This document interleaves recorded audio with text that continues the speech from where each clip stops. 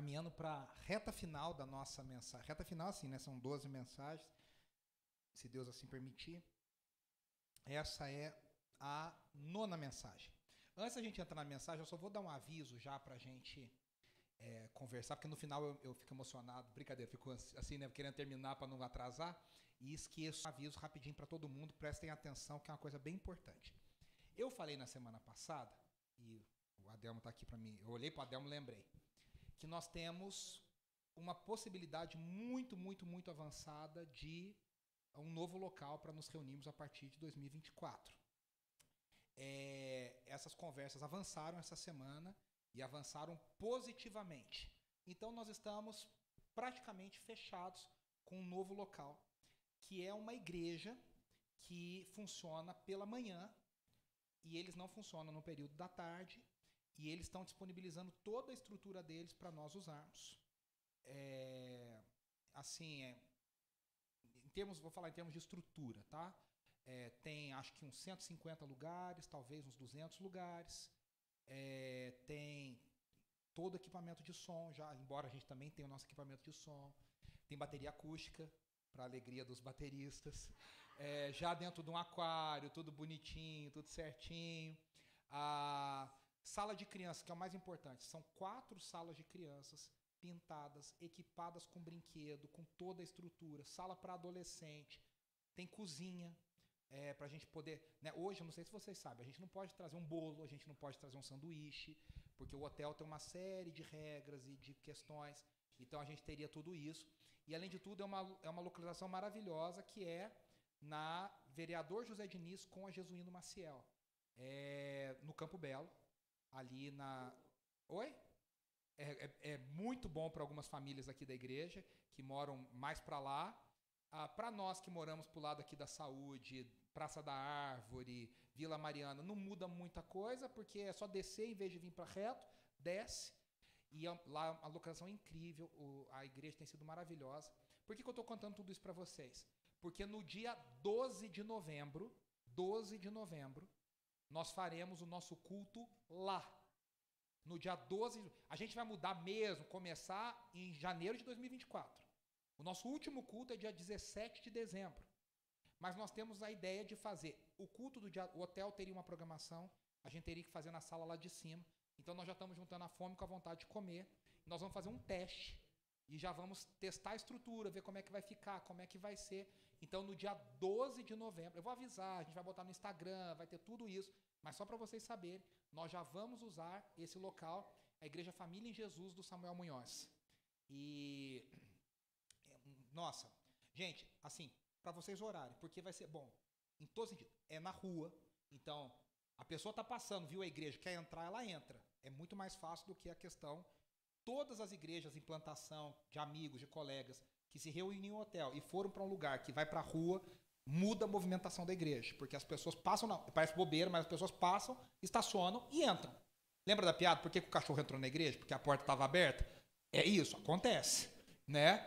Segunda coisa importante, financeiramente para a nossa igreja, além de tudo, vai ser melhor. Deus faz umas coisas tão loucas que o lugar é melhor, mais propício, mais abençoado, mais tudo melhor para a gente. E financeiramente vai ficar mais barato do que o que a gente gasta hoje.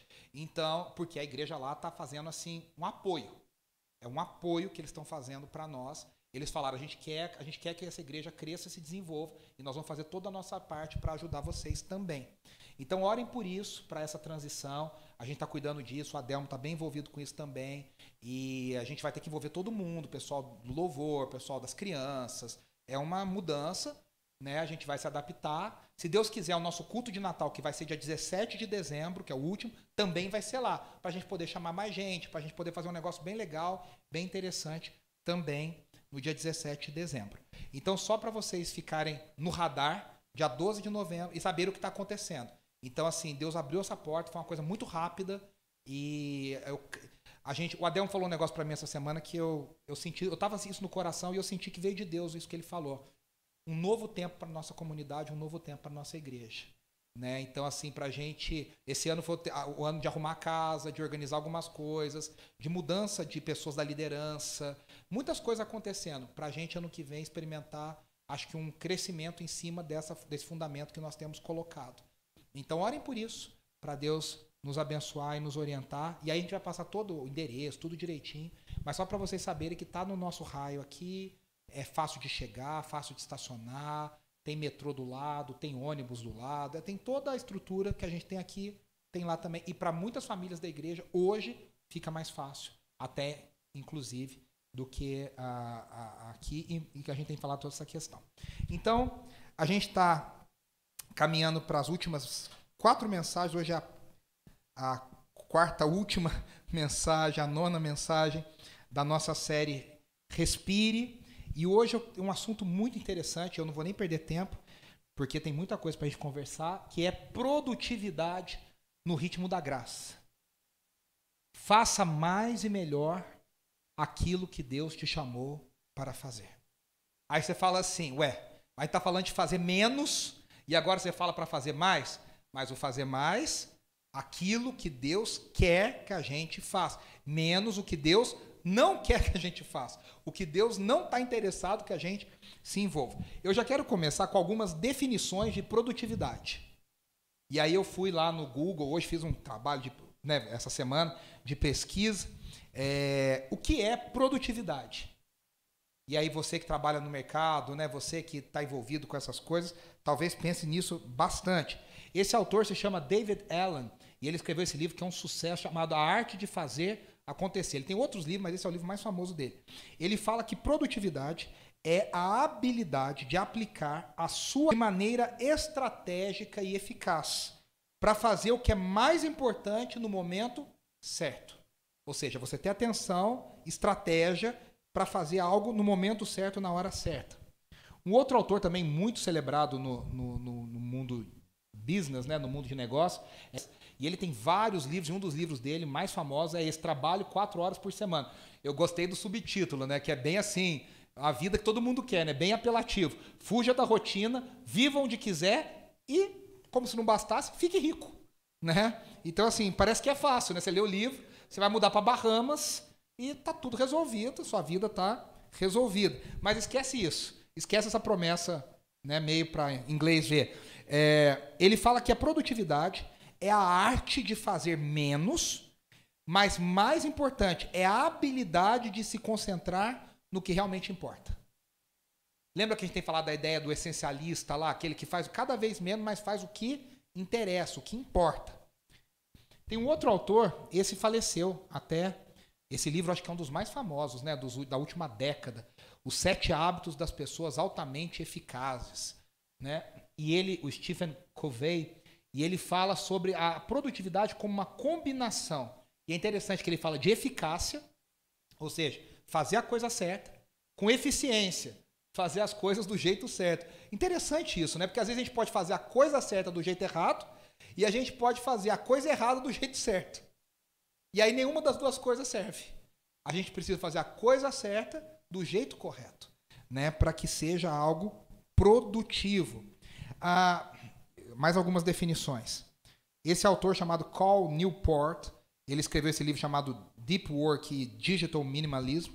Ele acredita que a produtividade envolve a capacidade de realizar trabalho valioso em um estado de, e aqui parece uma utopia, profunda concentração, minimizando distrações. Minimizando distrações. E aí, o último, um livro interessante, Engole já esse sapo, em inglês chama Eat That Frog, ele fala assim, o Brian Tracy, ele fala que produtividade é a capacidade de completar as tarefas mais importantes e de mais valor antes de lidar com tarefas menores e menos significativas. As pessoas que trabalham com gestão de tempo, produtividade, sempre falam isso. Começa no vestibular, o que o professor de cursinho ensina? Agora nós estamos em época de vestibular, Unicamp, acho que hoje é Unicamp, inclusive, FUVEST, Enem daqui a pouco. O que o pessoal fala? Começa pelas mais difíceis. O que a gente faz? A gente faz o contrário. A gente fala, essa aqui é fácil, essa é difícil, vou pular, vou deixar para o final, vou deixar para o final. E chega na última hora, a gente se enrola. Por isso que os professores sempre falam, começa pelo mais difícil. Porque o mais fácil você se garante. O mais fácil você se garante. Né? E ele fala justamente isso. É a capacidade de você fazer o que é mais importante e tem mais valor. Primeiro. E depois se concentrar no resto. Só que assim, a grande inimiga da produtividade é uma palavrinha feia no português chamada procrastinação. O que é a procrastinação? A citação mais famosa sobre procrastinação é de um autor chamado Victor Klam. E ele fala, procrastinação é oportunidade desperdiçada. É você desperdiçar oportunidades. Eu tenho aqui, né, algumas características da procrastinação. E aí cá entre nós, hein? Procrastinação é fácil pra gente. A produtividade é difícil. Exige força, concentração, foco. Teve uma pessoa que está sentada aqui, que eu não vou contar quem estava tocando guitarra aqui hoje, que até malhar hoje malhou. Né? Foco, resiliência, força. É para humilhar os fracos e envergonhar. Mas amém. Agora, para a gente cair na procrastinação é muito fácil. Olha só, o que faz parte?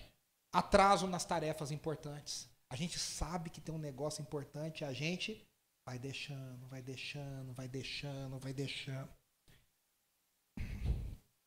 O que pode resultar em prazos perdidos, queda na qualidade. Aí você faz de qualquer jeito, porque você não tem tempo, você tem que entregar, tem que fazer. Aí faz do jeito que dá. Né? Aumenta o estresse, porque quando a gente, é louco, né? Quando a gente procrastina, a gente acha que a gente descansa. Não, a gente fica ali com aquela luzinha na cabeça. Ó, tem que entregar, tem que fazer. E você não descansa, porque você está sempre com aquele alarme dentro de você. Tem que entregar, tem que fazer. Então, o David Allen, que é o autor que a gente já falou, ele diz, se você não controlar as suas tarefas, olha que interessante, elas irão controlar você. Procrastinação descontrolada pode resultar em sobrecarga de trabalho e estresse constante. É muito doido, né? Eu já vivi situações na minha vida, eu vou contar não com orgulho, mas como a gente é louco. Quando eu entrei no mestrado da PUC, eu ganhei bolsa no segundo semestre, então eu tinha toda uma responsabilidade, eram pouquíssimas bolsas, eu fui contemplado com bolsa integral da CAPES. Então você fala, poxa, eu tenho que honrar essa bolsa, eu tenho que fazer isso e tal. E aí no começo do mestrado, você apresenta, antes de entrar, você apresenta um cronograma de como você vai fazer o seu mestrado. Ó, vou estudar isso, vou escrever isso, vou fazer aquilo nesse mês. Você divide tudo que você tem que fazer em 24 meses. Você fala, olha, eu vou fazer tudo bonitinho e tal. Você lê aquilo e fala, nossa, vai ficar lindo isso aqui. Qual que foi a realidade? A realidade foi que 30 dias antes de eu apresentar a minha dissertação, eu não tinha nenhuma linha escrita. E o padre, que era meu orientador, falou, eu vou falar lá que não deu certo. Eu falei, como não? Tem 30 dias. Ele falou, mas 30 dias não vai. Eu falei, na verdade é 28, porque a gente ia para Moçambique. Eu falei, eu tenho 28, mas eu vou entregar. Ele falou, olha, nunca vi isso acontecer. Eu falei, padre, a gente se vira e vai dar certo.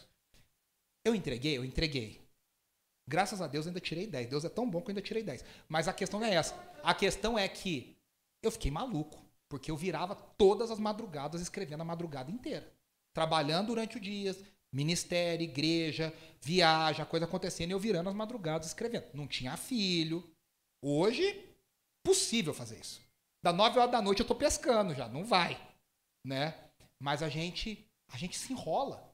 Eu lembro sempre disso, porque eu me lembro, falo assim, nossa, 24 meses vai dar para ficar tranquilo, ninguém vai correr, E de repente a gente está enrolado. É ou não é, né? A gente pensa, vai se arrumar para o casamento. Mulheres.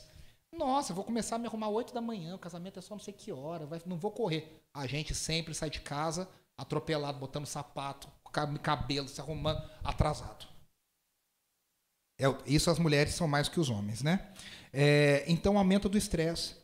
Perda de foco e perda de energia. Perda de peso não vem não, mas perda de foco e de energia vem. Procrastinar consome tempo e energia. A gente vai se envolvendo em coisas. De repente você vê que você se envolveu num monte de coisa. E o mais importante, a gente deixou de fazer. E aqui tem uma coisa muito triste, que é a consequência da procrastinação, que é o desperdício de oportunidades. Porque você não está preparado, você não está pronto. Esse Brian Tracy que a gente citou, ele fala assim, as oportunidades raramente são convenientes. Ou seja, o que significa? Que você tem que estar pronto e preparado para abraçar as oportunidades que aparecem. Porque raramente elas vêm do jeitinho que você queria, espera. Pensa nas melhores oportunidades que você teve na vida. São situações que você não esperava, que talvez não vieram perfeitas, não vieram do jeito que você queria, mas era uma oportunidade. Era uma oportunidade. Então a chave para a produtividade, eu concluo, é a concentração. É foco. É você colocar... Eu não gosto de falar foco, porque parece aquele pessoal de academia que só fica falando isso o dia inteiro. Não é isso que eu estou dizendo, mas é isso. Né? É foco. Colocar sua energia numa coisa só. É você ter a capacidade de se concentrar. E a gente vive num mundo que hoje é muito difícil a gente se concentrar. Por quê? Porque acontece 1 milhão de coisas à nossa volta, 1 milhão de vozes acontecendo, pisca coisa em todos os lados, acende tela, você tem que fazer isso, você tem que fazer aquilo, e a gente não consegue se concentrar. Por isso, cada vez mais, os diagnósticos de transtorno de atenção aumentam muito. Você fala, a gente hoje tem capacidade de diagnosticar. É verdade. Talvez antigamente muita gente tinha e não era diagnosticado. Eu acho que é verdade. Mas a gente não pode também desprezar que hoje mais pessoas desenvolvem transtornos de déficit de atenção. Cada vez mais. Por quê? Porque a gente está aprendendo cada vez mais. Essa semana, eu ia até colocar o vídeo, mas é que tem muito palavrão, e aí eu falei, não vai rolar, não vai ter jeito. Então, eu estava vendo um podcast essa semana, aquele Ticaracatica do Carioca e do Bola, e foi lá o Felipe Xavier do Chuchu Beleza. O que faz o Sandra, meu nome é Sandra, sabe? O que faz aquela Sandra é uma coisa inacreditável aquilo.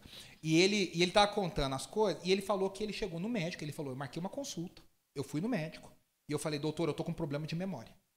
E ele falou, fiz ressonância, fiz eletroencefalograma, fiz exame de sangue, eu não tinha nada. Ele falou, doutor, mas eu gaguejo, eu esqueço as palavras, eu tô com negócio, às vezes eu tô com óculos na mão, tô procurando meu óculos, eu tô com o celular na mão procurando meu celular, eu todo dia perco as coisas, eu esqueço compromisso. Ele falou, tô com problema de memória.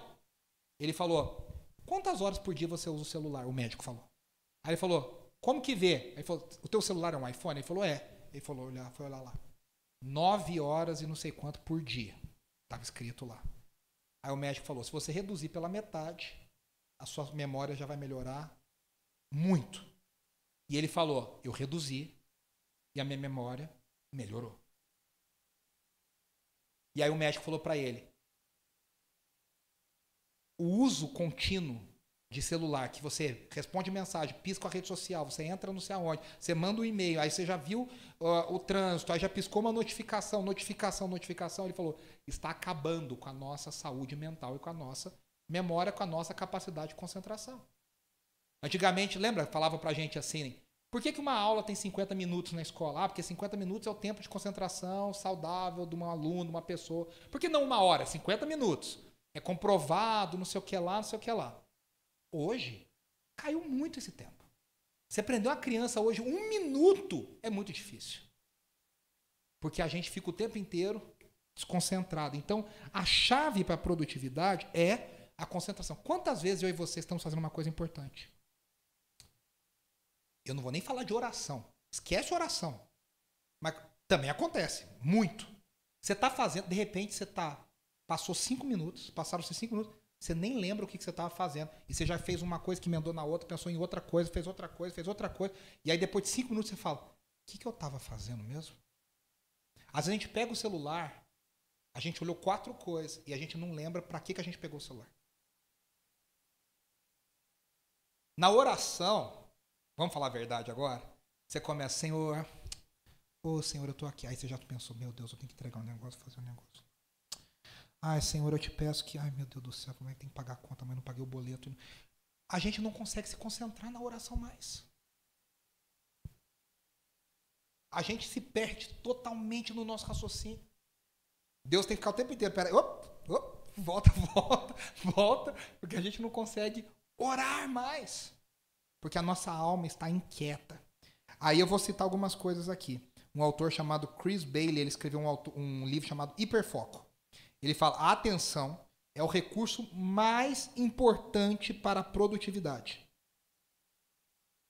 Um outro autor chamado James Clear escreveu um livro chamado Atomic Habits, né, Hábitos Atômicos. Ele fala assim, concentração é a chave para o crescimento. Aquele autor que nós já citamos, o Cal Newport, ele fala assim, a multitarefa é inimiga da atenção.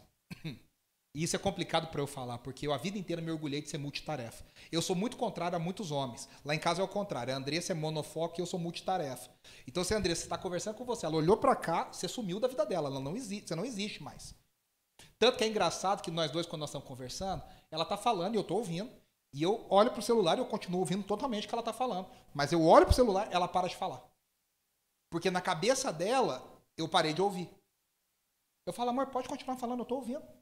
Ela fala, não tá, você está olhando pro celular. Eu falei, eu estou olhando pro celular e estou te ouvindo. Semana passada o Stanley viu uma prova disso. A gente estava na padaria, lá na pizzaria, conversando, isso aqui, lá, tal. Eu ouvi um assunto, respondi o assunto e voltei para cá. Eu sempre me orgulhei disso. Falei, nossa, é legal ser multitarefa e tal. E no fim a gente descobre que às vezes é uma grande de uma desvantagem. Porque a gente está o tempo inteiro querendo fazer muita coisa e no fim a gente não foca em nada para valer. Ele diz, a multitarefa é inimiga da atenção. Ele diz, se você deseja ser mais produtivo e evitar a procrastinação, concentre-se em uma tarefa de cada vez. A Karen Lamb, outra autora, diz, a procrastinação é inimiga do tempo. Você não pode parar o tempo, mas pode decidir o que fazer com ele. E aí eu queria... o John Maxwell, escritor sobre liderança e pastor batista, o John Maxwell diz assim, quando você se concentra, você pode fazer qualquer coisa. Aí eu queria mostrar para vocês um livro, e eu indico que vocês que têm interesse no assunto leiam. É um livro pequeno, mas muito interessante, desse autor muito bacana, chamado Tim Challies. Ele foi publicado pela editora Fiel aqui no Brasil. É um livro cristão e chama-se Faça Mais e Melhor, um guia prático para a produtividade. O Tim Challies é blogueiro, é palestrante, é professor e é uma figura muito influente no mundo cristão contemporâneo. E o trabalho dele tem muito impacto, principalmente nessa área sobre a tecnologia e a vida cotidiana. E olha a definição que ele dá para produtividade nesse livro. E eu achei fantástica essa definição. Produtividade é administrar os seus dons, talentos, tempo, energia e entusiasmo. Eu achei interessante essa palavra entusiasmo, porque a gente se entusiasma, né? Eu quero fazer, eu gosto, eu acho legal, eu vou fazer um esporte tal, vou fazer Muay Thai, vou fazer... E vai, esgrima, vou fazer hipismo. Com eficácia, pelo bem das pessoas e para a glória de Deus. Vou ler de novo. Produtividade é administrar os seus dons, talentos, tempo, energia e entusiasmos com eficácia, pelo bem das pessoas e para a glória de Deus. E aí, a gente falou aqui, né, das coisas da procrastinação, e a gente vive nesse mundo com distrações tecnológicas. A gente vive nesse mundo com sobrecarga de informações. A gente tem falado isso todas as semanas. Tem tanta informação disponível que a gente não quer saber nada mais. Tem hora que você tem tanta coisa para ouvir, para ler, para você fala, não quero ver nada, não quero saber nada, não quero ouvir nada mais. Você dá um bug. Essa coisa de toda hora você ter que estar multitarefa, estar ligado, sai de uma reunião e entra na outra. O mundo digital é legal para muita coisa, mas o home office destrói muitas outras coisas. Sai de uma reunião, entra na outra reunião, faz na outra reunião, manda mensagem, coisa da reunião, está respondendo e-mail. E a gente vai entrando nessa ansiedade, nesse estresse. A gente até falou no Clube do Livro, né? Quem está participando do Clube do Livro, falta de sono, falta de descanso. Lá no livro fala, né? O que a falta de sono vai causando na gente. Quantas vezes na minha vida eu falei, e eu confesso meu pecado. Desde criança, eu era pequenininho, eu falava, dormir é perda de sono. É perda de tempo. Dormir é perda de tempo. Dormir é perda de tempo. Eu não gosto de dormir. Eu falava isso, eu tinha 4, 5 anos, eu falava, eu não gosto de dormir. Dormir é perda de tempo. Minha mãe me botava para fazer soneca à tarde, eu me rebelava na soneca à tarde. Eu não queria dormir à tarde, eu queria aproveitar a vida com 4, 5 anos de idade. E aí você começa a ver os efeitos neurológicos da falta de sono. Como é que isso vai acabando com a tua vida, vai destruindo a tua vida. E aí o Tim Challies, ele fala sobre 3 ladrões de produtividade. Guarde aí. Preguiça, excesso de ocupação, e a terceira ele fala uma combinação muito perigosa entre a preguiça e o excesso de ocupação. E aí você fala, como é que pode uma pessoa muito ocupada ser preguiçosa? Acontece. Existe. Tem a pessoa que é um preguiçoso indignado. Ele gosta de estar ocupado, mas ao mesmo tempo ele gosta de ser preguiçoso. E aí isso é uma mistura letal que destrói a vida das pessoas. De novo, preguiça, excesso de ocupação. E uma combinação muito louca e muito perigosa da preguiça com excesso de ocupação. Aí ele fala assim, né? Ele nos lembra que Provérbios nos fala muito sobre o preguiçoso. Quantos provérbios falam sobre a preguiça? Como a preguiça é horrível, como a preguiça não honra a Deus, como a preguiça deve ser evitada. Fica muito claro para nós que Deus não quer que a gente seja preguiçoso. Deus não quer que a gente seja preguiçoso. E no mundo de hoje, você veja, eu mostrei o livro lá, trabalhe 4 horas por semana, faça o que quiser e fique rico, fica lá na praia o dia inteiro. Isso é louvável na nossa sociedade. A gente quer um tempo livre, o tempo inteiro. E Deus está dizendo, não seja preguiçoso. Olha o que eu até anotei a frase que o Tim Charles fala sobre isso. Ao estudar o preguiçoso do livro de Provérbios, você percebe que ele é um homem que não quer começar novos empreendimentos. Um homem aqui é um ser humano, tá? Que não quer começar novos empreendimentos. Não quer terminar o que começou. Eu sempre falo isso. Uma pessoa que começa e não termina, alguma luzinha está acendendo. Tudo na vida dela. Uma coisa ou outra, tudo bem. Agora tudo. Começa violão, não termina. Começa inglês, não termina. Ah, vou fazer culinária, não termina. Vou casa e descasa. Vai na igreja, não está na igreja. Isso é uma luz de alerta. Aí ele fala, o ser humano é o homem que não quer enfrentar a realidade. E em todas essas coisas é uma pessoa inquieta, impotente e inútil. A sua vida é caótica. Ele está descrevendo o que Provérbios fala do preguiçoso. A sua vida é caótica, porque a sua alma é caótica. Ele dá pouca importância a Deus, razão pela qual também dá pouca importância às coisas que honram e glorificam a Deus. Coisas como trabalhar duro e fazer o bem às pessoas. Existe uma caricatura muito feia da análise de Max Weber no capitalismo protestante, mas existe uma verdade, de que a ideia protestante de trabalho gerou um mundo de trabalho, de gente que trabalha. Muito dessa sociedade nossa que valoriza o trabalho, tudo bem, a gente caiu para o outro lado, de idolatrar o trabalho. Mas essa ideia de trabalhar, de honrar, de produzir, de acontecer, de fazer acontecer, de melhorar a vida, de melhorar de qualidade de vida, de produzir o bem da sociedade, muito dessa visão vem de uma visão de cristã da sociedade. De que Deus nos deu recursos e a gente tem que fazer o melhor que a gente tem para abençoar as pessoas e para a glória de Deus. Com essa visão, muita gente melhorou muita coisa na sociedade. Terça-feira nós vamos comemorar o dia da Reforma Protestante, 506 anos da Reforma Protestante. Perguntaram para Lutero, isso é clássica essa frase, essa citação de Lutero. Lutero, eu sou um sapateiro, como é que eu vivo para a glória de Deus? E Lutero disse, você vai produzir o melhor sapato que você puder. Você vai vender pelo preço mais justo que você puder, para abençoar o maior número de pessoas que você puder. John Wesley tem uma frase grande, mas o cerne da frase de Wesley é: faça o bem ao maior número de pessoas que você puder, abençoe o maior número de pessoas que você puder, o tempo todo, nas situações que você puder.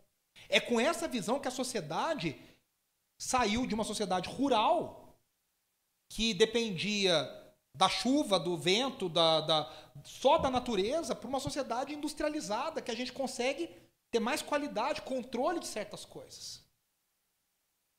Eu acho que todos nós concordamos que a nossa vida hoje é melhor em qualidade de vida do que no século XVII, do que no século XVI.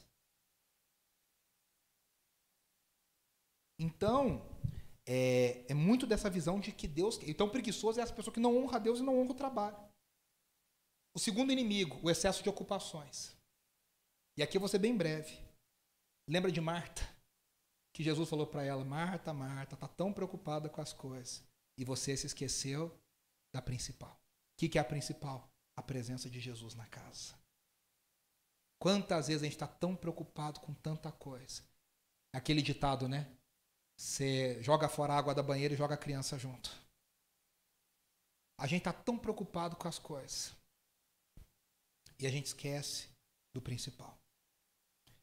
E aí eu quero conversar rapidamente no texto bíblico sobre a produtividade aos olhos de Deus. E produtividade aos olhos de Deus significa respeitar tudo que a gente tem falado até aqui. Ou seja, eu sou uma criatura, logo eu devo respeitar o ritmo que o meu Criador me deu.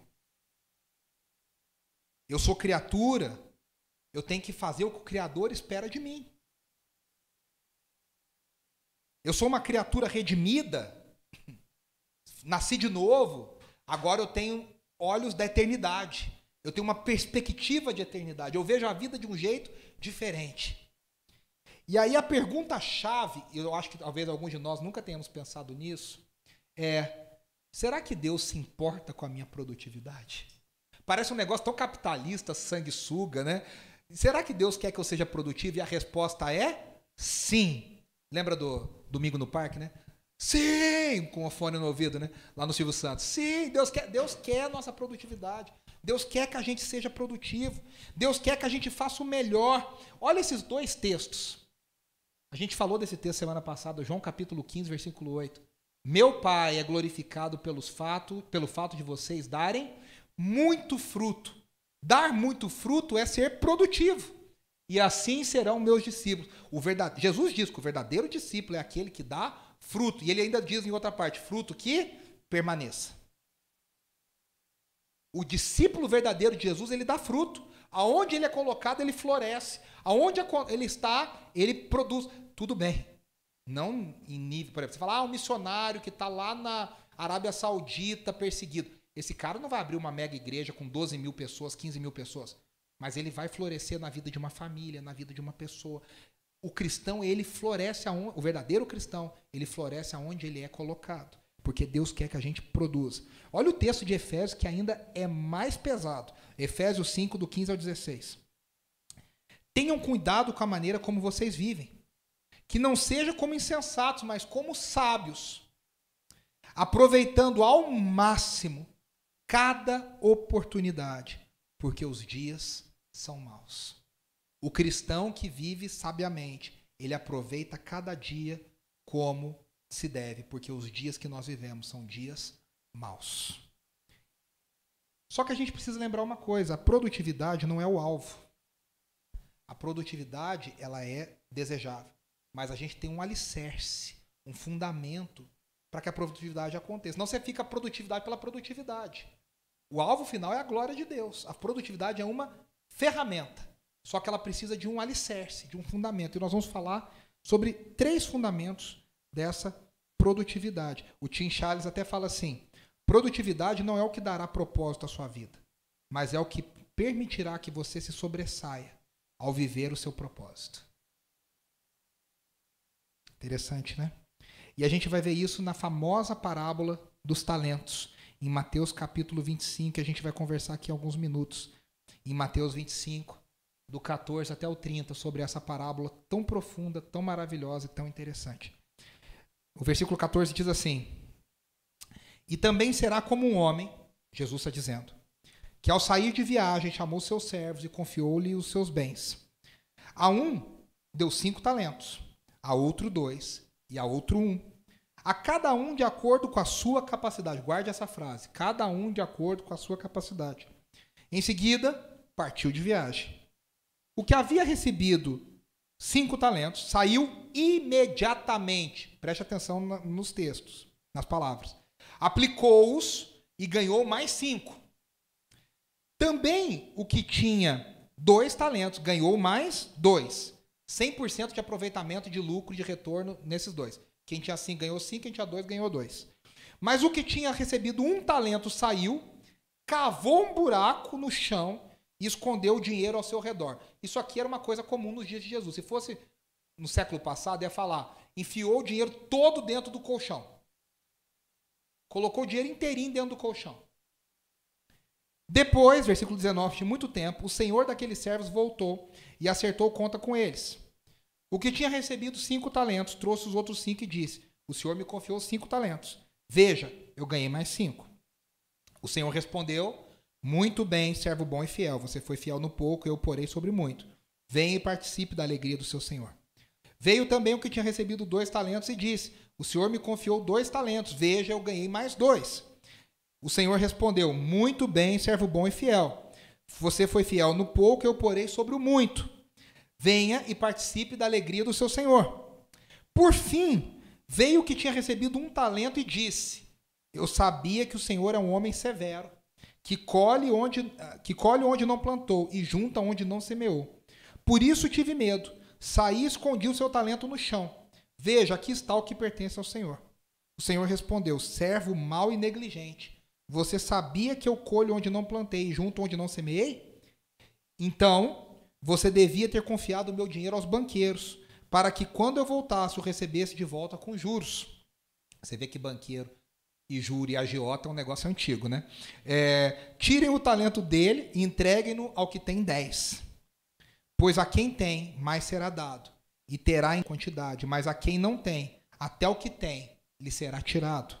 E lancem fora o servo inútil, nas trevas, onde haverá choro e ranger de dentes. Primeira coisa que a gente precisa ver, o primeiro fundamento: prestação de conta. O primeiro fundamento cristão da produtividade é a prestação de conta. O que é essa ideia? A parábola dos talentos, ela está localizada no chamado sermão escatológico de Jesus. É o sermão que Jesus fala sobre o final dos tempos e como os discípulos deveriam se preparar para o final dos tempos. Tem até aquele texto bem emblemático que Jesus diz: não passará essa geração sem que essas coisas aconteçam, onde ele fala sobre o fim. E aquela geração não passou, porque na ideia de Jesus, o templo foi derrubado em 70 depois de Cristo, naquela geração, 40 anos depois, e ali é o início do fim. Ali é o início do final do mundo, vamos dizer. O mundo está acabando desde o ano 70 depois de Cristo. Então, isso aqui é uma palavra até de conforto para aqueles que ficam desesperados, recebem coisa no WhatsApp. O mundo está acabando, o anticristo... Calma. O mundo vai acabar um dia, Jesus vai voltar. Mas calma, está tudo no controle de Deus. E Jesus, nesse discurso, ele está falando sobre os tempos difíceis que virão. E ele está dizendo: não se desesperem. Como diria, né, o Chapolin Colorado, palma a palma, não priemos cânico. Né? Não nos desesperemos. Só que no contexto imediato, essa parábola é precedida, antes dela, vem a parábola das 10 virgens. E depois dela vem a descrição, não é uma parábola, a descrição do julgamento das nações. Estarão ovelhas e bodes, e Jesus vai separar as ovelhas dos bodes. Nas 3 histórias, nas 3 descrições, a parábola das 10 virgens, a parábola dos talentos e a descrição do julgamento das nações, o tema principal é vigilância. O que Jesus está dizendo é: prestem atenção, não fiquem dormindo no ponto, fiquem ligados, porque se vocês ficarem ligados, vocês vão entender o que está acontecendo e vocês vão entender que o Filho do Homem está voltando. Então Jesus está falando sobre vigilância, Jesus está falando sobre foco, Jesus está falando sobre atenção. Tanto que no contexto das virgens é isso que acontece. Tem 10 lá que estão moscando, não estão prestando atenção, estão viajando, a coisa está lá e o noivo volta e elas não estão preparadas. Não estão preparadas. E ficam para fora. E não vão ao encontro do seu noivo para a noite de núpcias. Então, no contexto da vida cristã, o que Jesus está dizendo é: a gente não deve se distrair com as questões daqui e perder o foco da eternidade. A gente tem que se envolver com a vida aqui, tem que trabalhar, tem que casar, tem que ter filho. Não é aquela coisa: vou ficar aqui só esperando o Senhor voltar. Não é isso. Isso a comunidade Qumran fez. Era alguma comunidade essênia. Eles ficavam isolados, guardados, esperando o retorno de Jesus, do Messias. E na história da igreja, sistematicamente aconteceu isso. Gente que se isola e fala: vou fazer nada, vou ficar aqui esperando Jesus voltar. Não é isso, mas a gente também não pode se distrair a tal ponto que a gente perca o foco da eternidade. A gente esqueça do mais importante. Então, a volta do Senhor, na parábola do talento, é a grande questão. Ele vai voltar. Tem uma música do Sérgio Pimenta, grande gênio, compositor cristão, Sérgio Pimenta, falecido em 1988. Ele cantava assim: Cristo vai voltar, acredite ou não. Acredite ou não, Cristo... Ele começava a música dizendo: não é novela ou filme qualquer de ficção. Não é novela, não é filme de ficção. Cristo vai voltar, acredite ou não. Ele vai voltar. E saber que ele vai voltar tem que nos fazer ficar Vigilante. Sabe aquela história na escola que a gente fazia assim? O professor falava, vou ali na secretaria, fica aqui, vocês não fazem bagunça não. Ficava um na porta falando, tá vindo, tá vindo. Lembra disso? Toda escola a gente fazia isso. Ó, tá voltando. Aí todo mundo corre, senta e fica quietinho, bonitinho, estudando, né? Aquela coisa. A certeza de que Cristo vai voltar é a certeza de que eu e você vamos prestar contas. Gente, a vida que a gente... O que a gente faz com o tempo não é nosso. Que a gente tem aquela resposta mal criada, né? Você paga as minhas contas, a vida é minha, eu faço o que eu quiser. A vida não é nossa. A gente vai... O que você fez com os 82 anos que eu te dei? O que você fez com os 78? O que você fez com os 99 anos que eu te dei na Terra? O que você fez com esse tempo? É a primeira ideia. A gente vai ser reencontrado pelo Senhor. A pergunta é como nós seremos encontrados. Como nós estaremos. E aí, o primeiro fundamento é entender, então, que eu não sou dono da minha vida. Se eu não sou dono da minha vida, eu não sou o centro da minha vida. A minha vida, olha que segredo, hein? Não gira em torno de mim. O grande problema da pós-modernidade é que a gente constrói a nossa vida em torno da gente. E a gente não foi feito para girar em torno da gente. Aí a gente está fora de configuração o tempo inteiro.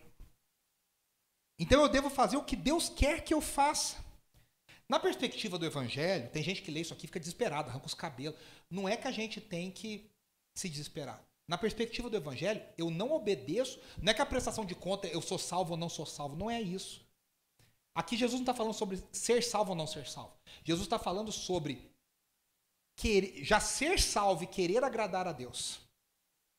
Eu já sou salvo, e aí por isso eu quero honrar ao máximo o meu Senhor. Filipenses, olha esse texto de Filipenses 2, do 12 ao 13, o apóstolo Paulo diz assim: assim, meus amados, como sempre vocês obedeceram, não apenas na minha presença, porém muito mais agora na minha ausência. Olha só, ponham em ação a salvação de vocês com temor e tremor.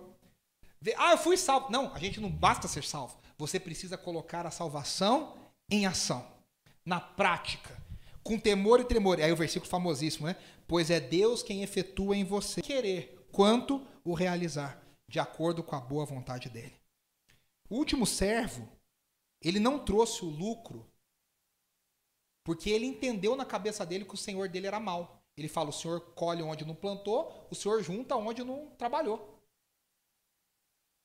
E aí a gente fala assim, mas peraí, se o senhor é Deus, que história é essa que Deus é mau? A gente lê, dá um descompasso no coração. Não é que Deus é mau. Na cabeça daquele cara, o Senhor era mau. Então ele pensa, se esse Deus é mau, esse Senhor é mau, eu não vou fazer nada, vou ficar quietinho na minha. A visão errada sobre Deus nos paralisa de produzir o que Deus quer. Quando eu tenho uma visão errada sobre o amor de Deus, sobre a bondade de Deus, sobre a misericórdia de Deus, se eu tenho uma visão que Deus não é bom, Deus não é misericordioso, Deus não é compassivo, Deus é punitivo, Deus é aquele velho ranzinza que fica brigando comigo, que quer me ver mal, que quer jogar raio lá de cima para me punir, que vai mandar o gafanhoto, o devorador, para comer as coisas da minha casa, se eu não dou o dízimo na igreja. Eu não consigo fazer, eu me paraliso para fazer aquilo que Deus quer que eu faça. Deus não é esse Senhor mau. O Senhor aqui é muito mais, Deus é muito mais o pai do filho pródigo. O filho pródigo. Gente, eu não sei se vocês prestaram atenção. Toda parábola, ela é uma parábola sobre dinheiro. A gente não está falando aqui de coisa espiritual, é dinheiro que nós estamos falando. Já vou falar mais sobre isso. O filho pródigo gasta toda a fortuna dele. Torra a fortuna. Sabe que nem o campeão do BBB lá, os caras gastam, sai torrando dinheiro. Torrou, gastou tudo. Acabou com tudo. Ainda falou pro pai, eu quero dinheiro antes. Significa, eu queria que você morresse. É uma desonra, foi um pavor. E mesmo assim, quando ele voltou arrependido, o pai estava pronto a perdoar. O Deus que nós servimos não é um Senhor mau. Ele é o pai que está sempre disposto a perdoar enquanto é tempo. Sempre dá uma nova chance. E junto com esse senso de vigilância, de a ideia de que eu tenho que estar atento, pronto, existe na vida cristã a necessidade de um senso de urgência. a gente sempre está com um senso saudável de urgência. Tem gente que pensa assim, Cristo não voltou até hoje, não vai voltar agora. 2000 anos, está aqui, vamos segurar mais um pouquinho. Não é assim. A gente não sabe quando o Senhor retornará. Olha o que diz João 9:4. Jesus diz, enquanto é dia, precisamos realizar a obra daquele que me enviou. A noite se aproxima quando ninguém pode trabalhar. Olha o que diz Efésios 5:16. A gente já falou desse texto aqui hoje, mas na nova versão transformadora, na NVT. Aproveitem ao máximo todas as oportunidades nesse dia mau. O cristão sempre tem um senso de urgência. Porque a gente não sabe o dia que o Senhor vai voltar. A gente quer fazer sempre o melhor. A gente quer fazer sempre o melhor. Lembra daquela musiquinha que a gente cantava quando criança? Se o seu coração parar de bater agora, se você for embora, pra onde você vai? Se o seu coração parar de bater agora, céu e inferno é o que há. São 2 caminhos pra você escolher. Não tem caiva. Agora. Amanhã pode não existir. Como dizia a música do Cats Barneia, né, composta lá em 1989, extra, extra, o mundo acabará amanhã de manhã. Existe no senso cristão, não alarmismo, eu não estou falando de alarmismo. Alarmismo é coisa do outro. Desespero, eu estou falando um senso cristão, piedoso, responsável, de que eu preciso fazer o melhor o tempo inteiro. Segundo, e a gente está caminhando para o final, segundo fundamento da produtividade. Deus investe em nós. E eu estou falando aqui sobre dinheiro. Essa parábola é uma parábola financeira. Talento, a gente olha talento e pensa, tem talento para cozinhar, tem talento para costurar, tem talento para receber os outros. Talento aqui não é isso. Pode ser isso, a gente pode usar? Pode.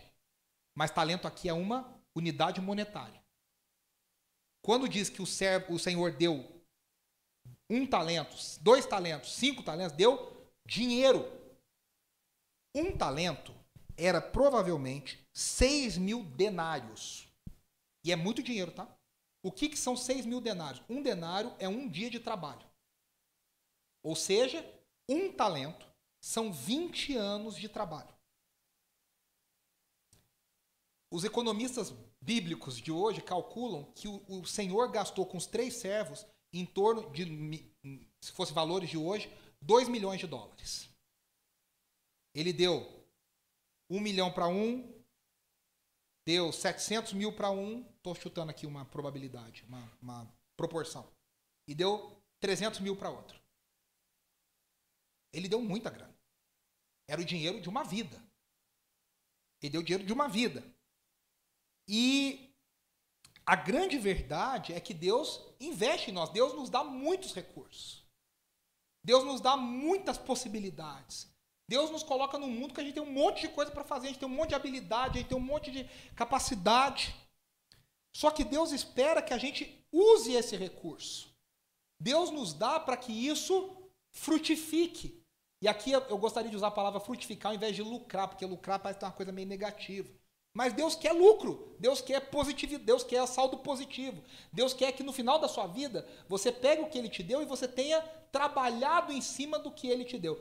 Eu tenho um amigo que eu trabalhei com ele, que é regente, maestro, enfim, foi meu professor também, lá em Belo Horizonte, e ele falava assim, eu tenho tanta raiva de gente talentosa, porque gente talentosa é preguiçosa geralmente. Ele fala, a pessoa, ela não faz nada, não ensaia, não estuda, não acorda tarde, mas ela tem tanto talento que ela chega do jeito que ela chega no ensaio, ela é melhor que 95% das pessoas, porque ela é muito talentosa. Ele fala, eu tenho uma raiva porque se o talentoso tivesse a dedicação do sem talento, ele explodiria. Porque a gente acha, já é talentoso. Não, meu irmão. Se é talentoso e trabalhar, esse talento vai exponencialmente crescer. O que Deus espera é que a gente trabalhe em cima daquilo que Ele nos dá, para que a gente frutifique. Agora, uma coisa deve ter ficado bem clara para todos nós. Deus investe em todos nós. Não tem ninguém que Deus não invista. Não tem ninguém que Deus tenha esquecido. Não tem ninguém que não tenha passado na fila de receber alguma coisa do INSS celestial, do FGTS celestial. mas Deus investe em nós de formas diferentes. O texto diz, cada um conforme a sua capacidade. Como é que Deus calcula isso? Não sei, mas Ele sabe. Tem gente que Deus vai dar 5. Você fala, pô, mas tem gente que já... Sabe a pessoa virada para a lua, assim? Nasce, abençoou, e ela trabalha, e Deus abençoa, e abençoa, e abençoa.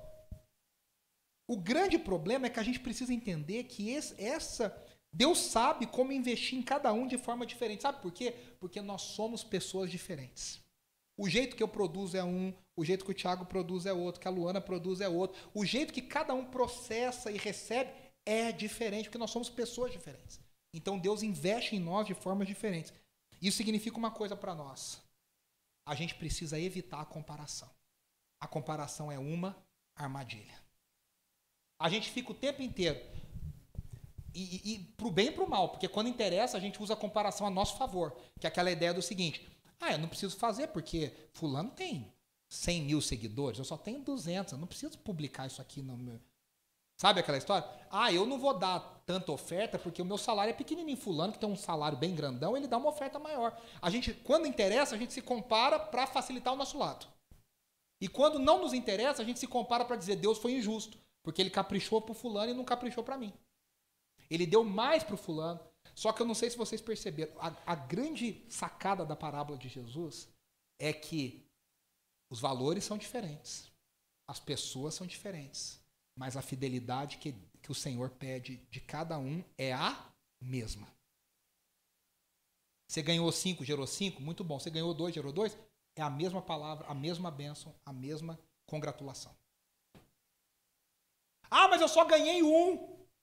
Poxa, o senhor vai se importar comigo? Eu não sou o John Piper. O John Piper é o cara... Não. A fidelidade que Deus vai exigir do John Piper, do Billy Graham e de mim e de você é a mesma. Eu não tenho a ver se Deus tinha com o Billy Graham alguma coisa que não tem comigo. Eu tenho que cuidar do que é meu.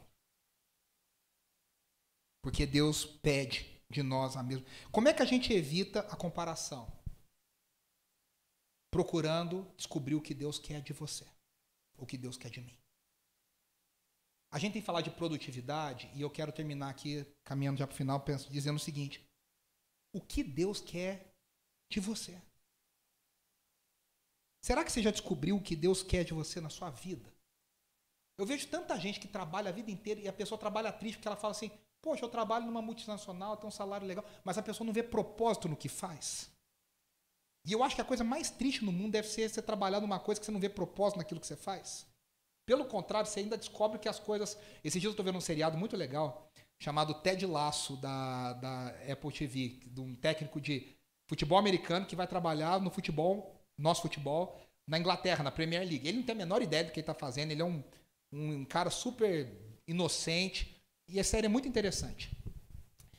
E aí... Ela falava assim, tem um momento ali que eles estão conversando e o Ted Lasso está conversando com um jogador e esse jogador vai ser escolhido, ele é nigeriano, e ele vai ser escolhido para fazer uma campanha de uma empresa aérea e não sei o que e tal. E aí, olha, você vai ser escolhido para ganhar muito dinheiro nessa campanha, patrocinador do nosso time. E aí o pai desse menino liga para ele, lá da Nigéria, e fala assim, você sabia que o dono dessa companhia também é o dono da companhia de óleo que está destruindo o nosso país? E aí o menino fica ali naquela, né? E ele chega, desculpa dar o spoiler, ele chega e fala assim, olha, eu não posso fazer essa campanha, porque essa empresa, por mais legal que seja pra gente aqui, está destruindo as vidas lá no meu país. Está acabando com as coisas lá.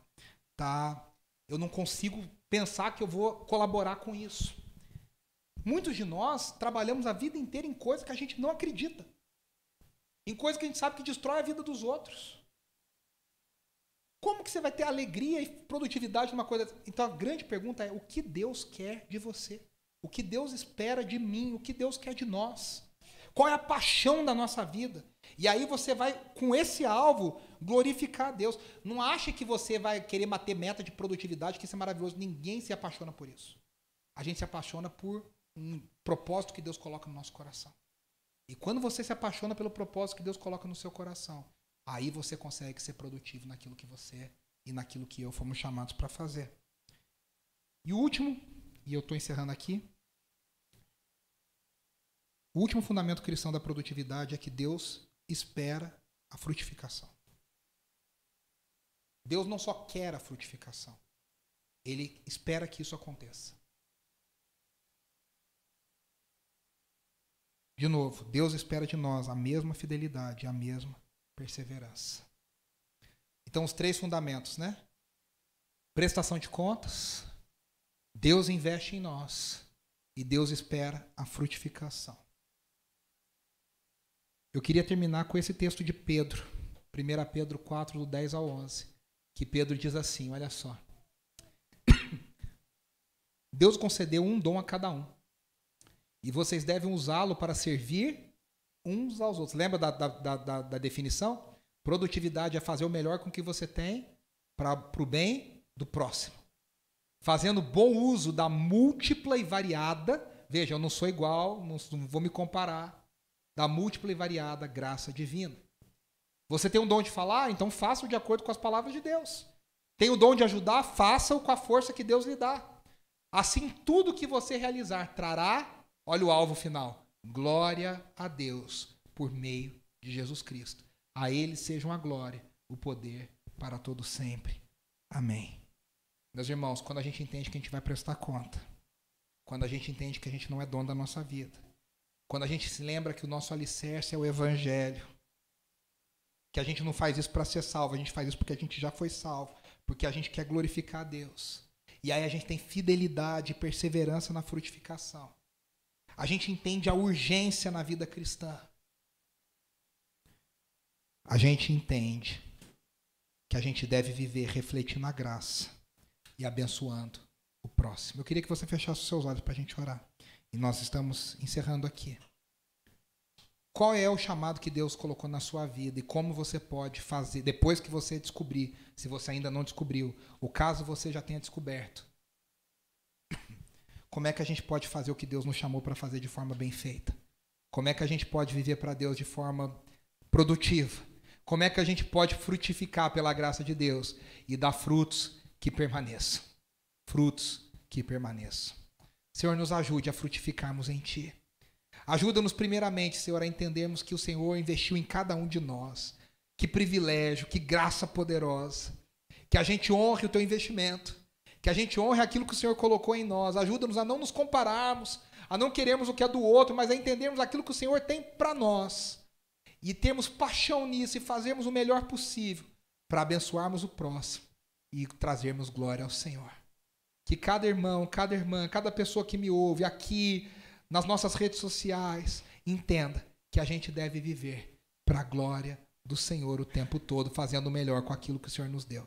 Essa é a nossa oração, no nome de Jesus. Amém, amém e amém. Queridos, estamos encerrados. Deus abençoe. Não sai sem dar um abraço na pessoa perto de você. Aproveita, convida ela para um cafezinho durante a semana.